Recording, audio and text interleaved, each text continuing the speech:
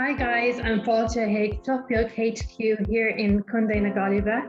I'm 18. Everything here in Fluff Beag is love Jainta Libra with a focus on using both ethical and sustainable materials. Also, I mostly make modern style knitwear, but at the core is a love for the ruddy traditions and things that are associated with Gaillimhe.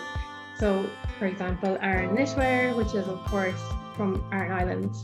I like to include Irish when I'm deciding my product names, and people really like that as well.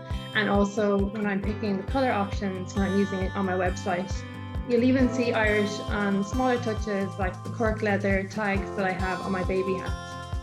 As a small online business, the wrapping and packaging is on tábhachtach, and I have had mine made by an Irish designer to include the cúpla buckle and make my packages on speisialta. I recently started a small podcast called Fluff My Life, which is based on knitwear but also on small business. So I'm hoping to include ways of having Irish language involved in that also. So may just to be involved with the Gradam this year, and Gaillimhe le Gaeilge for having me.